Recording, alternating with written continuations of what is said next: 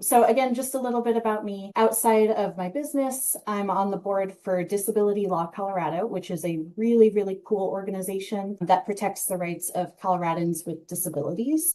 So if you haven't checked it out, highly recommend looking into them. And like I said, I've been doing work wellness coaching for in some capacity for about 14 years, but specifically for corporate employees for the last 7 years. So I started by building specialty accommodation programs for neurodiverse employees, employees with mental health conditions, and complex disability over at Amazon. And I like to say, if you know anything about Amazon, that if we can run a successful work wellness program there, then it's really been put to the test and can work anywhere. So I left Amazon about 4 or 5 years ago. I had some corporate burnout and started my own business.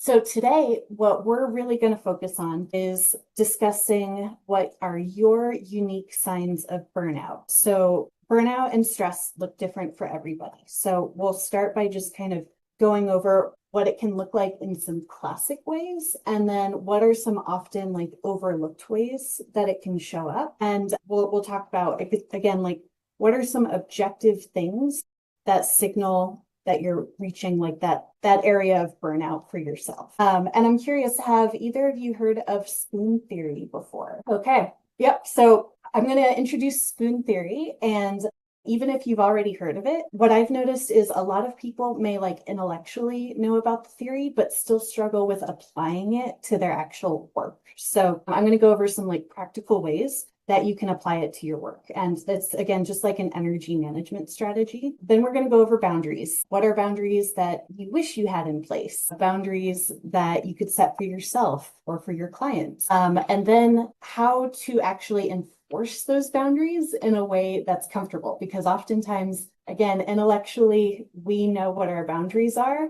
But in the moment, when we're face to face with a client or a problem, sometimes we have this inclination to just power through it and to say yes. And so we'll talk about some of those like common traps that show up and how you might mitigate them. And then finally, we'll talk about a business model that loves your brain. So I'll be asking you each to share like some of the things in your business that maybe aren't working for you, or in your day-to-day work that aren't working for you. And then we'll discuss ways that you can potentially redesign it. Sometimes you have control over those things, sometimes you don't. So we'll be able to talk about all of those different examples. So before I go on, any questions or anything else that either of you would like to make sure we cover today? All right. Great. So let's go into understanding stress versus burnout. So this may feel pretty basic, but I do want to just set this baseline as an understanding, because stress can sometimes be healthy, right? Like stress can help us do things, and it can present in a healthy way. A lot of times it presents in an unhealthy way, but it's important to know that it is like a natural reaction when you're faced with a difficult situation. Whereas burnout is typically an extended period of stress, and it might feel like it can't be improved. It might feel like it will never end. It might also, like the way that I hear people describe it are phrases like, I'm always running on fumes, or I'm always trying not to drown. I'm never actually like getting further in what I want to do. A way that I recently thought about burnout is when I do have time off to rest or to take care of myself, but I use that time just to recover from the situation that I was experiencing. I'm not actually getting restored from that time. It's not actually getting me building my capacity. It's just helping me not completely crash, right? So that's important, but we do want to go past that to building in things like proactively. And then autistic burnout. This is something that I believe is not talked about nearly enough. This typically comes from the chronic stress of navigating a world that's inaccessible or that's not designed for your needs. So typically how this shows up for people is they might say, like, I spend so much of my energy each day just masking. By the by the time I get to my actual work, I'm already exhausted. Other ways that it can show up is like executive function challenges. So like if you are facing if you're facing an executive function challenge, maybe it takes you a lot more energy to just get started on a task versus on a day when you're feeling pretty good and things are going smooth. It might take a little bit of energy to get started on a task and not procrastinate, but it's manageable, right? So there are days when things can still be tough, but feel manageable. And then there are days when things can be tough and feel impossible. So what we want to talk about today is that burnout and stress are not a sign of failure. It is a signal, and that signal is simply a cue that something needs to change. And so today we'll talk about what that could be for you. Okay, so I'd like to take a few minutes to just in the chat, look through, name some of the ways that stress might show up for you. So classic signs of stress, things you've heard about a million times: feeling tired, feeling worried or overwhelmed, sleeping too much, becoming irritable or angry, losing interest in activities, and then like physical manifestations of stress. But some of the often overlooked signs of stress, especially for neurodivergent brains, that could look like shutdown, hyperfocus as an escape. So when we talk about like me binging The Gilded Age for a week, that's been helpful for me, but it's also a signal to me that I'm a little extra stressed right now. Increased sensitivity. This can look like, the big light is on in the living room and it's just like totally pissing you off. You need it to change your sensory environment. It could also be increased like emotional sensitivity. Like maybe your friend or your partner says something to you that normally you wouldn't feel that sensitive to, but today you're feeling extra sensitive and it becomes a hurtful comment. Extreme task avoidance, emotional flooding, loss of routine anchors. That can mean like forgetting to eat, getting out of your sleep routine. And then dissociating. That looks different for everybody, but I want to normalize that a little bit right now because I've had people explain dissociating to me as I just blank and I just need to like look out a window for like 15 minutes and not think or do anything. For other people, dissociating is scrolling on their phone or playing Tetris or doing something kind of mindless. So I'm going to read some of the things in the chat. Hyperfocus is a huge escape. Ooh, Wikipedia for 9 to 10 hours a day. Absolutely. Are there any kind of like warning signs that might come first for you? I'll give an example. For me, the earliest warning sign of like moving from stress to burnout is really my fatigue levels. Like I will just sleep. That's all I want to do. So if I notice that I can be done with work, take a nap, wake up and go back to sleep, that's a pretty objective sign for me that I'm reaching overcapacity. Mm-hmm. Yeah, I think for me, first of all, it's nice to see, like, I don't think I realized hyperfocus as an escape was something I was doing. Now I notice that, but a lot of these really register. And I think for me, it's the physical stuff that maybe shows up first too, like you're saying, of feeling extreme exhaustion. Like I don't want to get out of bed, even though I know getting outside and exercising, for example, will make me feel better, or I lose my appetite. And I can't even think of things to make to eat for myself.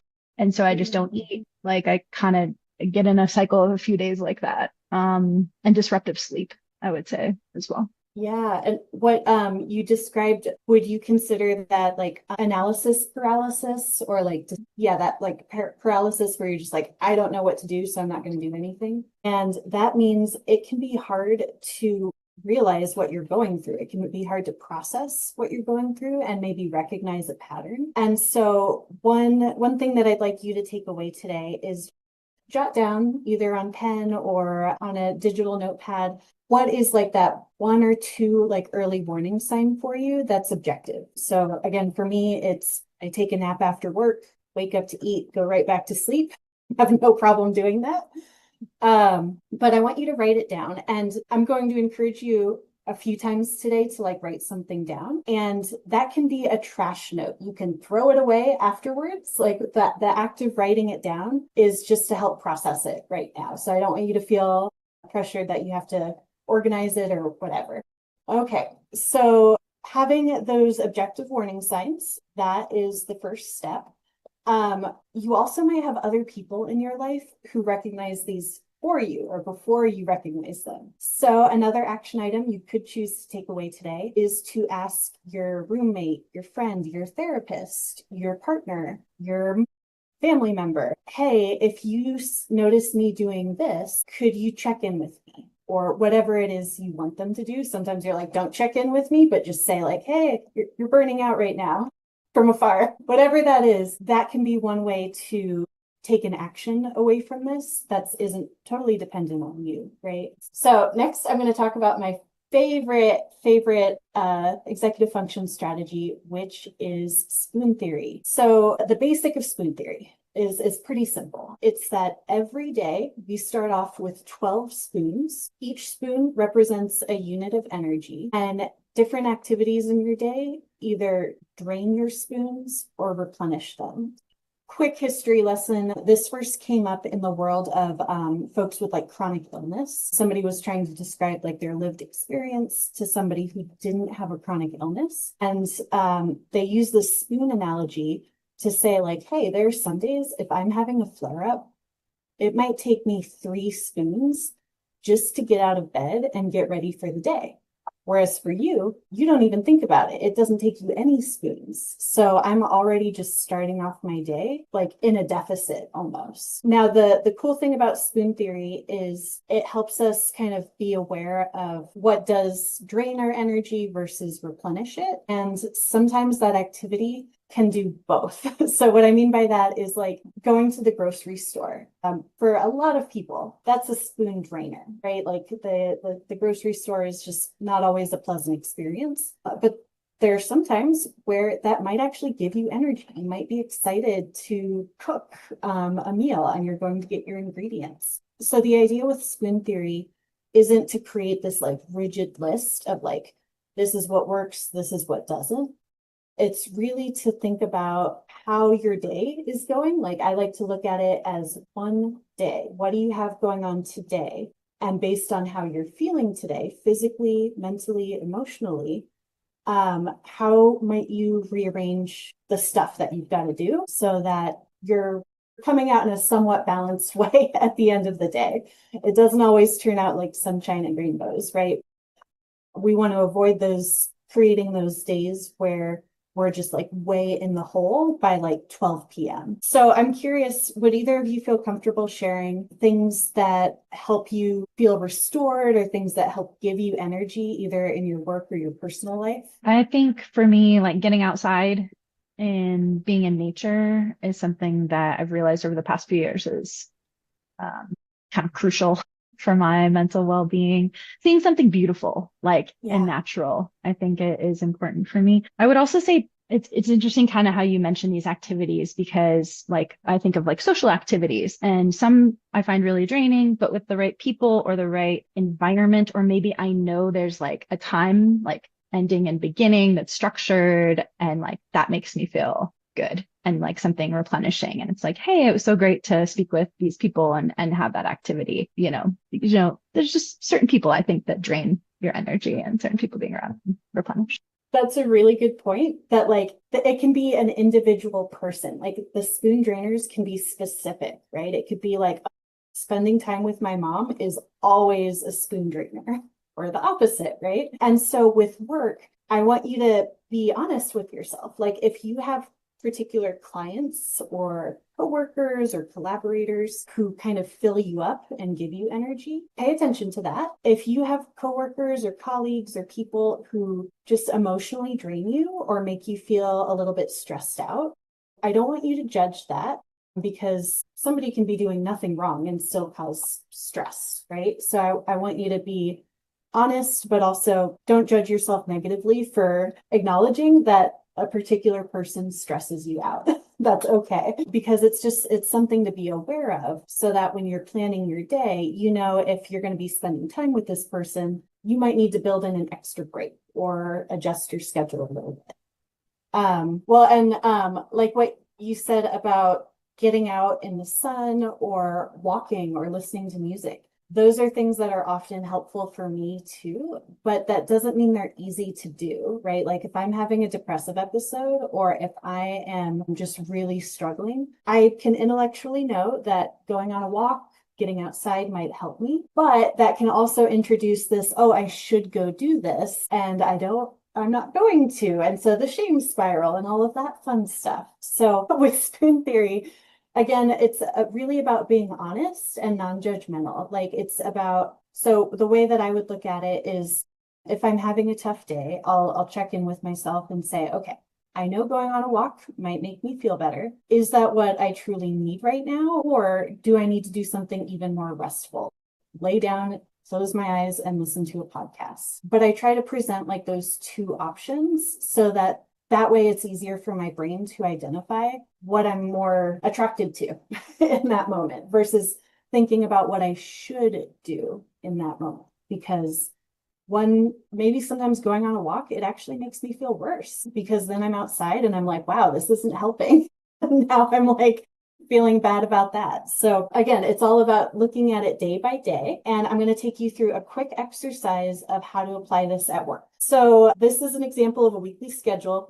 Don't worry, you don't need to be able to like read it or anything. I just want you to kind of see the visual is like, that's a lot of shit, right? Like that's a lot of stuff. And from an energy perspective, I would come into this week and be like, oh my gosh, I'm already exhausted just looking at this week.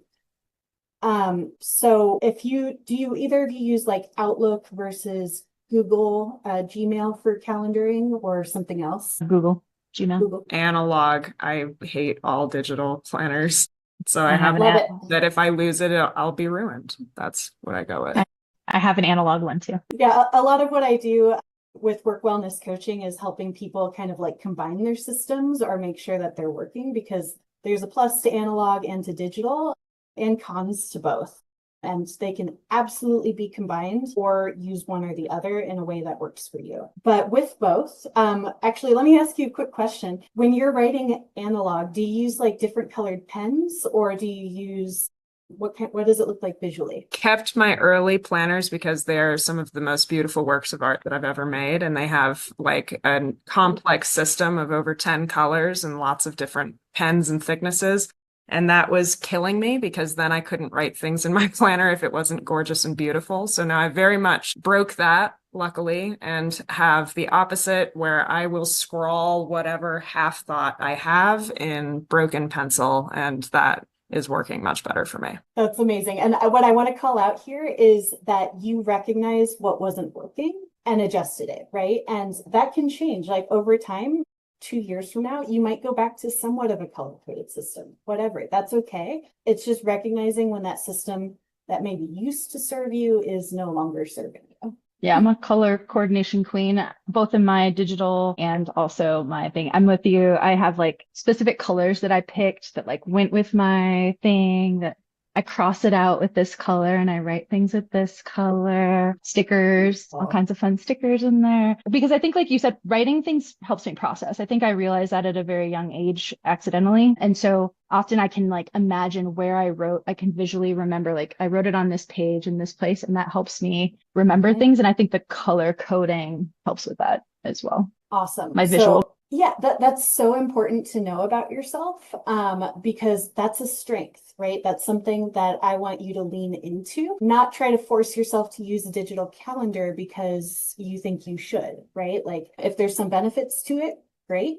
but understand what benefits you're getting from the analog. Like you're getting the processing you're forcing your brain to slow down by writing something, which can help you with prioritizing or actually thinking through the full event instead of just like typing something really quick and forgetting about it. So I'm going to propose an experiment for both of you to try this week. So with what you see on the screen, you might be having an emotional reaction of, ugh, this week looks terrible. That's my reaction when I look at this. Everything's the same color. Visually, that means everything is equally weighted. An example is like, maybe I'm going to interview somebody on Thursday, and I enjoy interviews, but they can be stressful because I feel like I have to prepare for them and have good questions ready to go for the person. That is equally weighted with maybe a design session that I'm having on Monday. And that design session is something I'm looking forward to. Like, it's something I can relax. We're going to order pizza. It's going to be very chill and enjoyable. But visually on my calendar,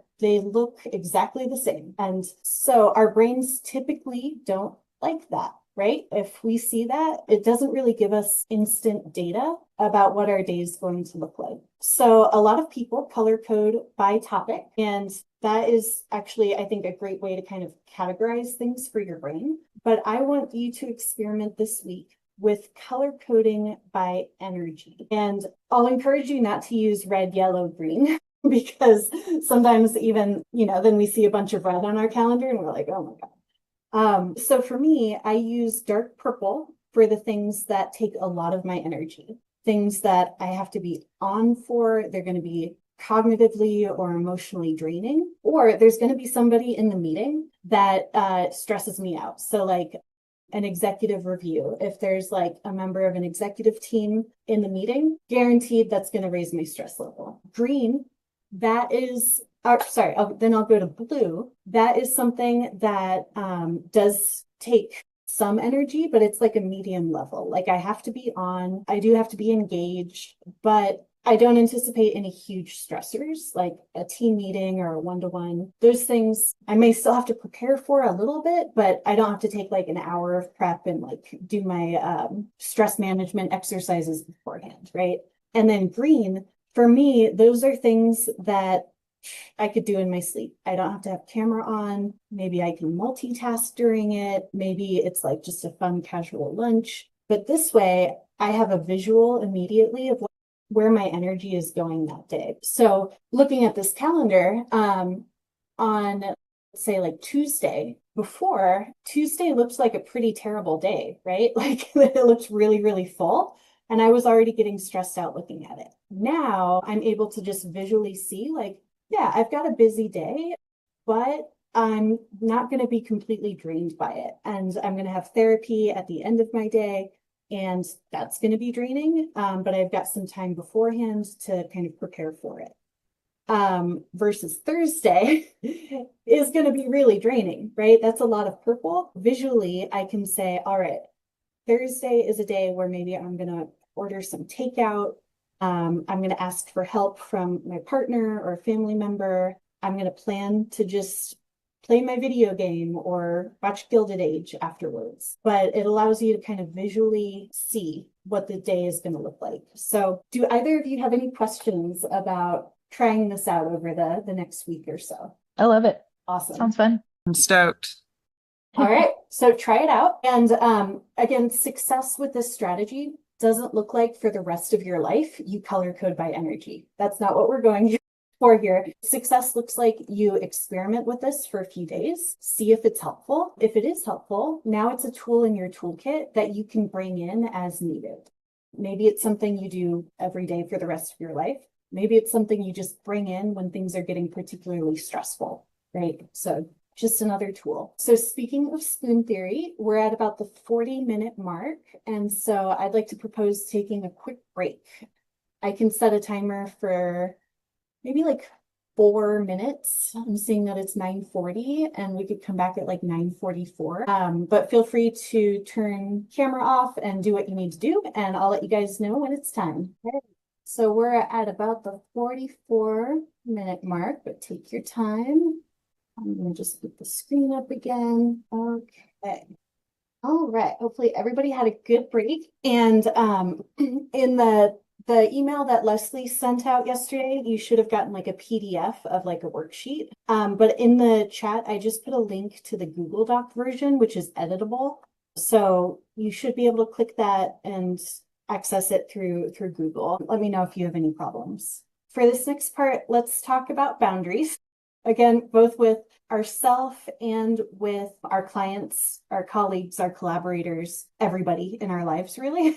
But to just do some level setting, again, the reason that boundaries matter is they protect your energy and your executive function. They build client trust through consistency, and they give you space to be creative, to be flexible based on, again, how you're feeling that day, physically, mentally, or emotionally. And they give you space for things like creativity. So the takeaway here is you don't need to justify your boundaries or your needs for them to be valid. We often feel like we have to say like, oh, I shouldn't be this tired today because blah, blah, blah. I got 8 hours of sleep last night. Again, we want to look at this with like non-judgment and just look at our day and evaluate how we're feeling in the moment each day, because that can determine how to set your boundaries for the day and how to set them for like your entire work. So first, let's talk about the common traps. I'll love to hear from you if you have anything to add. Number one thing is overpromising. We feel pressured to say yes in the moment as soon as somebody asks us something without fully sometimes processing what the actual task is, what the request is, and what goes into it, or without even checking our capacity and looking at like what's already on our plate. So that's like the number one thing that I hear from folks is they say yes. So we'll talk about a strategy to manage that. Another one is underpricing. So if your services are underpriced, then you can put more pressure on yourself to go after more billable hours, more projects, more and more and more.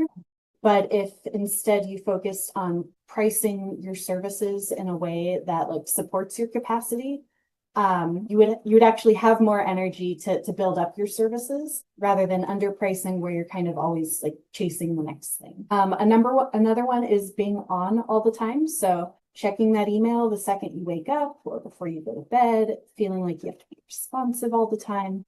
And then feeling responsible for other people's disappointment. This one is a little bit more ambiguous, but what it looks like in reality is if you say no to somebody, they're going to be disappointed. And so your inclination, again, is to say yes. And that's coming from like a fear of disappointing somebody instead of like thinking realistically about what's appropriate for you. Yeah.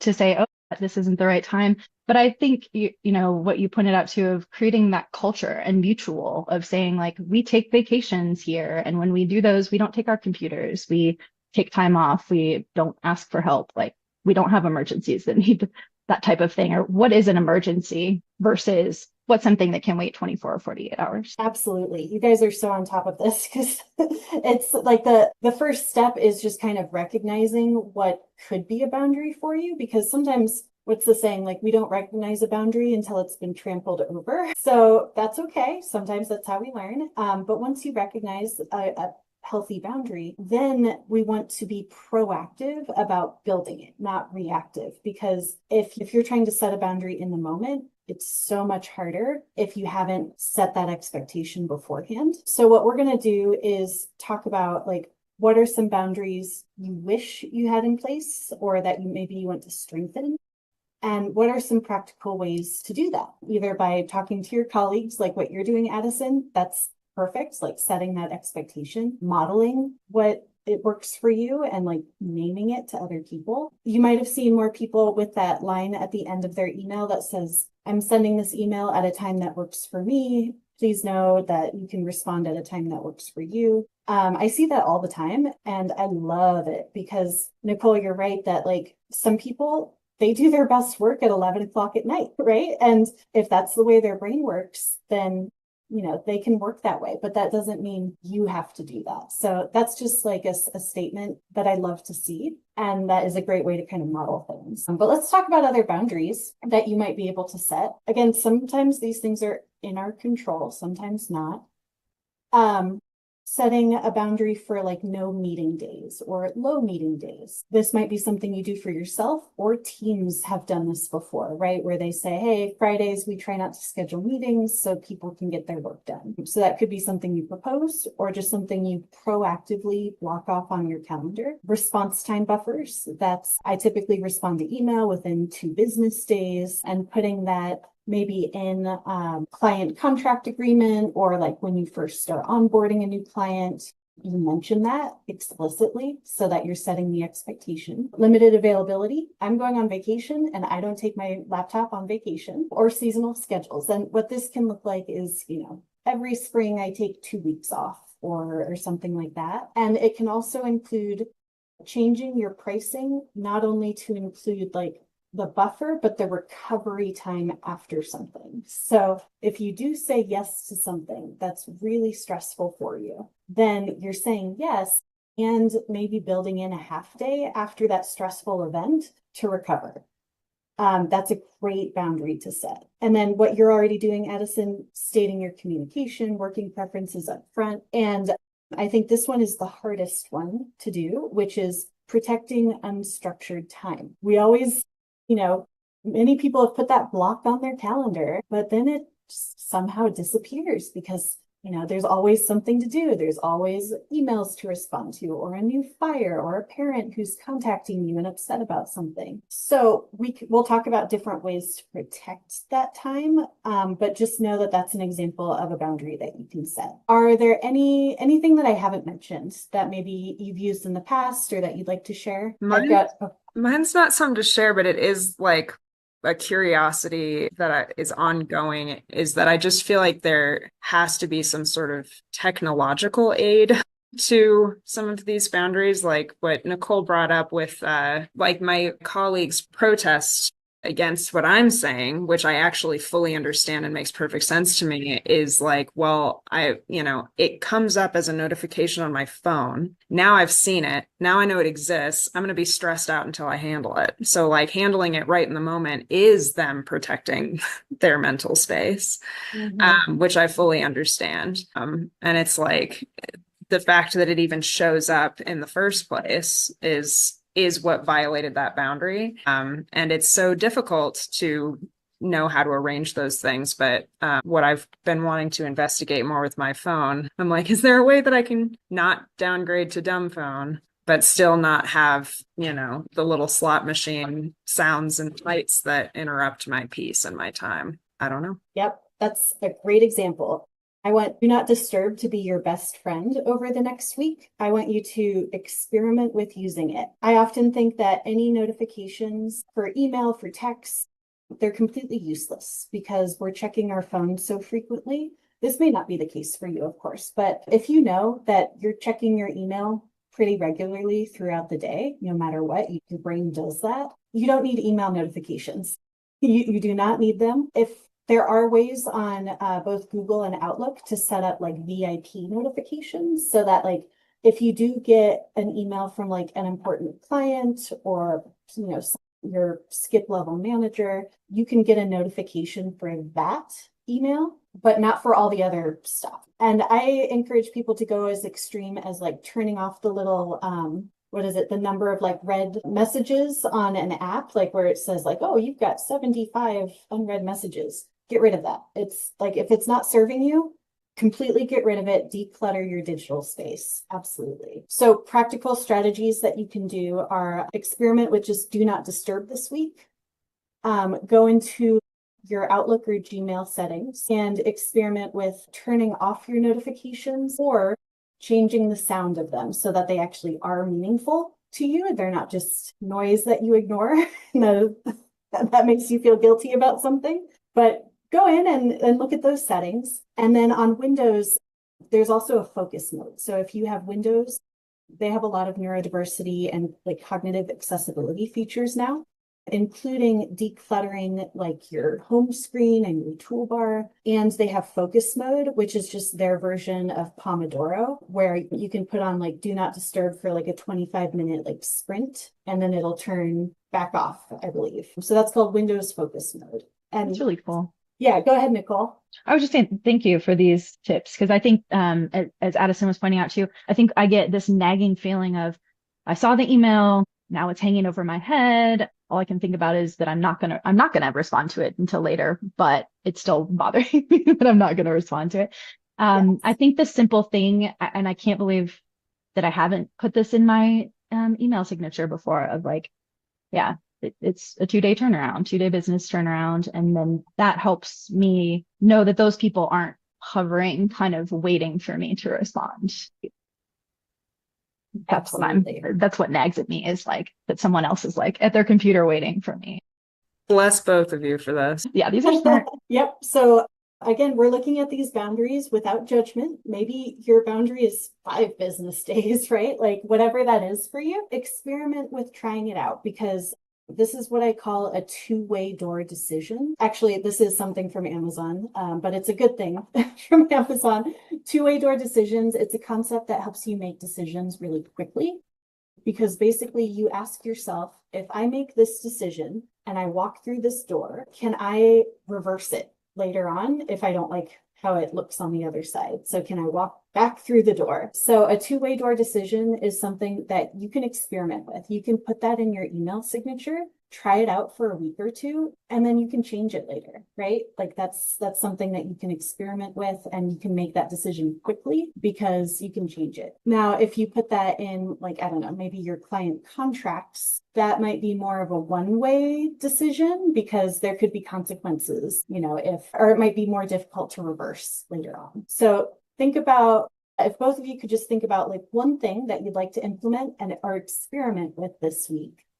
And then think through how you're going to communicate it. So you mentioned putting it in your email. It could be bringing it up in a meeting there. And if you don't know how to implement it, let me know and we can brainstorm that together. Yeah, I definitely want to do this 48-hour or 2 business day turnaround in my signature. I really like that. I think that's, like you said, easy to implement. And I think it was Amy we talked to last week about being more specific in my client contracts anyways, and sort of like, if I'm going to give you this turnaround, then I need that turnaround from you also, because if you're leaving me hanging for 2 weeks, and I need to make a decision to book something, then I have to redo work to get a new quote because now it's changed.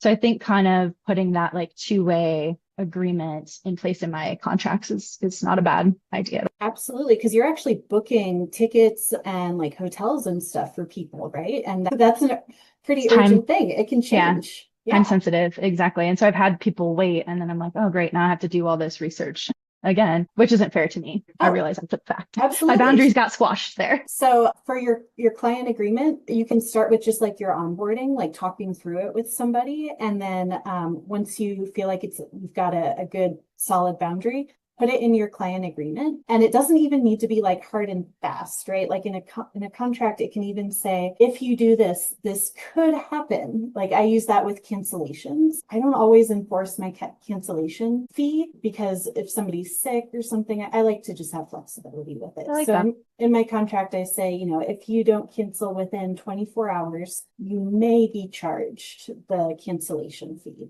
And that sets their expectation, but lets me be flexible. And then I also put that in my calendar invites automatically. So it's the message is out there multiple times, and I don't have to feel then I'm bringing it up for the first time. So then let's talk about some scripts really quick, because again, we can have these boundaries, but if we don't have the language that we feel comfortable with to describe them, what good is a boundary? So to give you my best work, that is a great sentence starter for a boundary. I typically respond to messages. This third one is probably my favorite that I use all the time. Hey, my brain works best when, I get materials in advance of a meeting and I get a chance to read through them, or, whatever I need. That's outside my current scope. Just being prepared to not say no to something, but to say that's outside my current scope, but here is what I can do. And then the last one is actually probably the most important one here. If somebody asks you to do something and you feel put on the spot, often what you need to do is give yourself time to not respond in the moment and to say, that's a good question. Let me look into that and I'll get back to you. Or, I'll have to think about that project and look at what's on my calendar for this week. And then I can give you a more accurate timeline to work with. But probably the number one thing to do is to avoid responding in the moment unless you feel really confident about it, right? If you are a little unsure, then have your default response be, let me get back to you, so that you have time to actually process the request. Okay. And this is the strategy that you can use when you feel pressured in the moment. So this is something that I've helped employees use with their managers a lot of the time, but you can use it with clients and coworkers too. So when somebody asks you to do something hey, could you prepare the presentation that we're giving next Friday? Instead of saying no, or instead of just saying, yes, I can do that, you say yes and. And what that can look like is, yeah, I can prepare that PowerPoint presentation.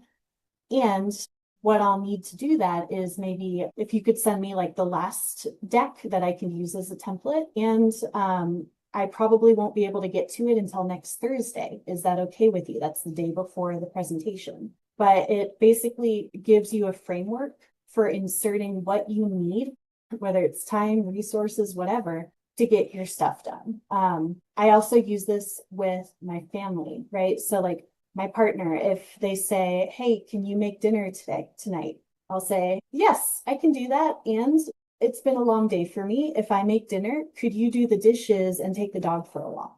Right? So the yes and is probably one of my favorite strategies. Is this something either of you have used in the past or that you see a use case for maybe in the next week or two where you can try it out? I think it's so applicable all the time. Like, yeah, I see I don't know, I'm still in summer vacation, so it's all domestic things. But yeah, I mean, the task splitting is something that I do use all the time. And I think my partner and I are on a very good like awareness of where the other person's at so that we can follow, cover what needs to be covered and not deplete ourselves either. In terms of bringing it to work, I think that I'll have to think through some specific applications, but it seems really useful. Yeah, I think I've definitely used this at work before without realizing I was doing it. I think kind of back to your earlier point too, I've coached people and being like, don't say yes right away. Like give it a pause or no, like think about what is required to get it done. Don't jam yourself with, stuff that you can't do. Just like have that moment to go, can I really do this or not? I would say this is harder with my new business where because I'm starting out, I'm like hungry for clients. So I want to say yes. And then after the fact, I'm like, well, probably should have said no to that person. But that takes some learning, I think, and a little bit of trial and error in this situation. So what I'd like you to do, especially in this kind of new space, like you will have a lot of learning, right? And like I said, boundaries, you find out boundaries by having them get trampled over. What I would encourage you to do is to have a specific place to start tracking, like, but this is something I said yes to. And in the moment, I felt excited about it, or I felt pressured to say yes, or I really wanted to make the sale. And now I feel really bad about it. And like have a place to kind of just track those learnings so they don't just disappear, because we often rationalize these things. We say like, oh yeah, like last time it didn't work out, but maybe this time will be different. And so, yeah, just having a place to store those learnings. Kate, may I ask, what does that look like for you? Like, where do you store those things? Where do you write them down? So the way that my brain works is I turn almost everything into an action item. So I have like a digital task management system. And so if I'm trying out something new for the first time, like, oh, I said yes to, I don't know, I undercharged for a public speaking event or something. I might put a reminder to come up in my task manager like 3 weeks from now to say like, are you overcharging? Or I'll go to where I create my proposals and I'll put a note to myself at the top that says, hey, last time you undercharged, don't do that again. Like, I'll find a place to put those where I'll naturally come back to it. And if I don't have that, then it goes in my task manager. Some people will put it in their calendar too. Or, other creative ways. Delayed emails to yourself or delayed text messages can be good ways to check in with yourself. You can actually send yourself a delayed text message that will come through. Like, I've even done one like 2 years from now, just for fun. That's cool. Yeah, so those are just some like kind of cool ways that will remind you, that will probably catch your attention. And I'll just encourage you to use your voice when you set a reminder to yourself. Like, I talk to myself very bluntly. So if I put a note in a proposal, I will literally say, hey, last time you undercharged and you felt really crappy about it, don't do that again. So whatever works for you. But that's a great question. Going with that, you've probably already overcommitted at some point, right? That might be something you're dealing with now. What I want to give you permission today is to understand that you don't need to follow through on every single commitment you make to still act within your integrity.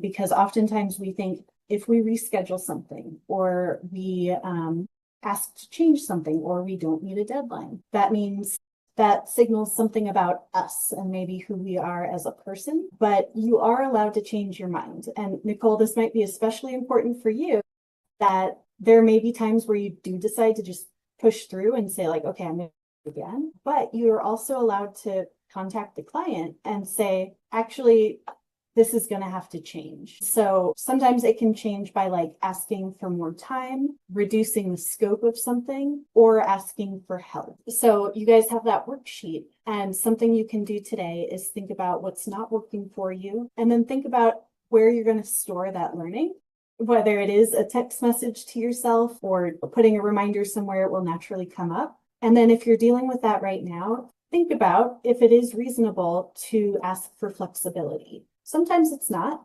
but a worthwhile thought exercise to think through it. Is there a way that you can make this easier on yourself? Okay, so now we're going to talk about more like systems that you could build for yourself for your work. So some of those boundaries will go into systems, but let's talk about things that you can just build into your work life, right? So with work, energy is always your most valuable resource. And we know from spoon theory that our energy levels can vary, they can fluctuate, they can vary based on like our health, how we're feeling that day, all sorts of things. So a lot of sustainable work, what it includes is flexibility. Flexibility typically around like scheduling so that you can work in the way that is best for you. For some people, that means proactively building in time for rest or for transitions or creativity, or hey, I'm going to give a big presentation next Wednesday. So the following Thursday, I'm going to have a half day.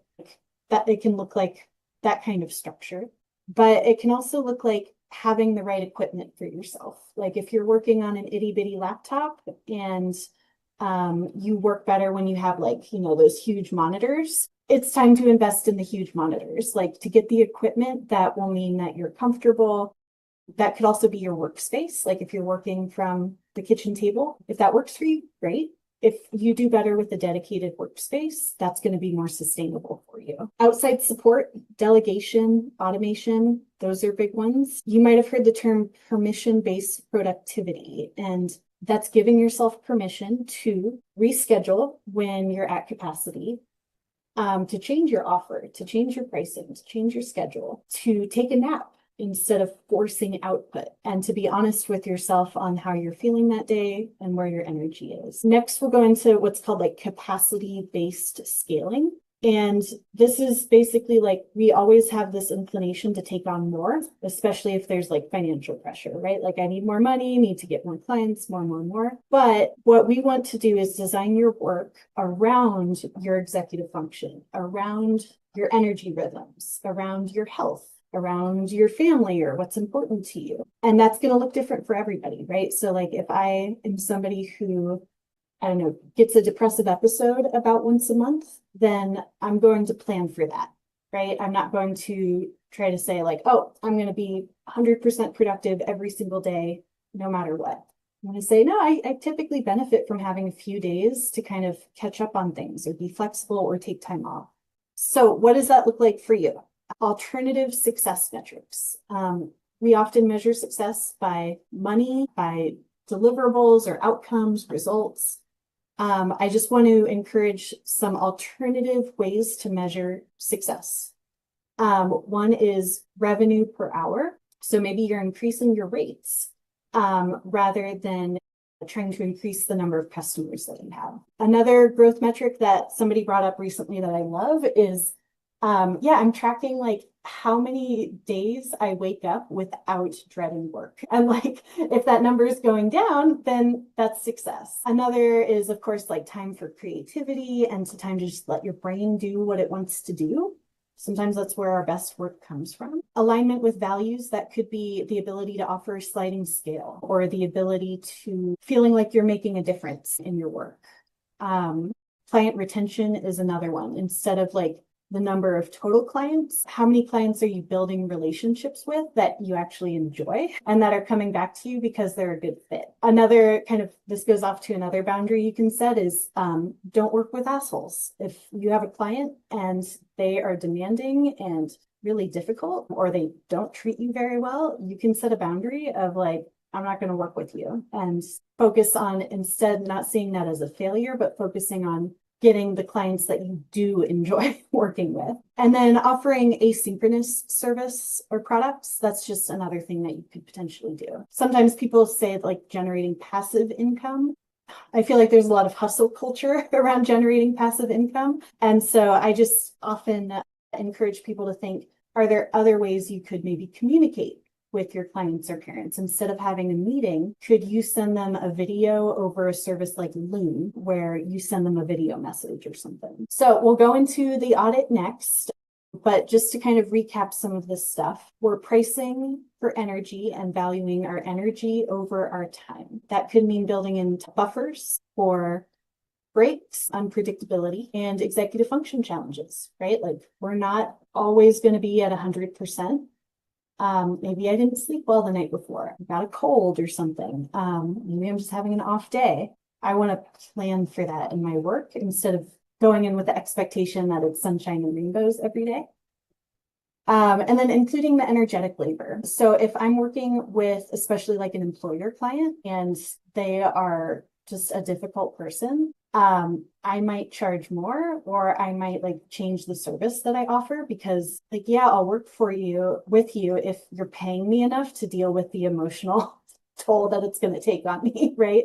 And then I can kind of quantify that. So that's just like a cool thing you can give yourself permission to do. So we've got about 10 minutes left, and I'd love to just talk through what are some things in your work that are draining you, or that you dread, or that you avoid, and what are some ways you could redesign it. So this is part of that worksheet that you have, but let's also just talk through it, because I'm sure you have examples of things that maybe aren't working. So like the example I just gave, if live calls are really draining for you, maybe lean into the asynchronous communication. So I'm seeing more people use Loom to send video messages where they're like screen sharing and all that stuff. Maybe you prefer chat or text over email, totally fine. Or sending documents back and forth through and giving feedback through like comments instead of a live conversation. Responding to email, that's something a lot of people hate. If that's the case, both Google, Gmail, and Outlook have templates that you can set up so that you can just autofill your email for those things that you send more than once. So I have templates. If I send an email more than once, I have a template for it, even for simple things, because then I can just go in, click the template, autofill, it's ready to go. Also offloading with like ChatGPT. But I'll stop talking for a second. What are some things that are draining you guys? Yeah, I think as we were talking about previously, for me, it's that email notification, having it hang over my head, the dread of it. So I think kind of establishing, redesigning it, and putting clear boundaries in or expectations in my email. And I think, for travel too, I tell my clients that I think I can explicitly state this more too. It's like, I tell you to buy travel insurance because that's your 24-hour problem service. Like, I'm not going to respond to you in Japan over here like 24/7. That's a no-go. So you have to buy insurance if you want that kind of service, kind of a designation, or like offloading of that to other people. That's really smart. And that's something that you could state pretty strongly. Like, you could experiment with stating it in some way more strongly than you're doing now. Like, even putting it in your contract of like, these are the things that are in scope. These are the things that are out of scope. Go to insurance for this. Yeah, I think that's going to it's like, it's in my mind, but I don't think I've explicitly stated it so clearly that then I feel like takes that weight off of my brain, my mental capacity. Totally. Yep. Yeah. And I mean, my actual workplace is pretty well designed for me in terms of not draining me. It has a very loose flow of time that I get to organize my tasks how I want to. I don't have a manager that's like, I don't know, managing how I organize my work. And in terms of things that drain me at work, I mean, there are like when things get heated or agitated, like when we have an agitated family that's like really upset about something. And for a little while there, they very much would feel entitled to come in and like without any kind of warning, like demand a staff member be able to talk through this whole thing without any kind of regard for what we were intending to do with that moment. So one of the redesigns that we have mutually done is all on the same page. Like if it's not something that we can just handle right then, or like, just let them talk, let's schedule a time to sit down and meet with this, like make them feel respected and taken seriously. And also we have to have a designated time so that I can prepare my thoughts and listen to you well and know how to say that. And then also just email and scheduling does drive me absolutely up the wall. Scheduling is my forever final boss sort of thing. And it's actually during these breaks, the summer vacation, when I don't have work, like during work, I'm largely not on the hook for scheduling things, and it's perfectly fine. So other than the email thing, which your redesigns with the one redesign that I already did was not having my work email on my phone. Like I have my personal email, but I do not have my work email.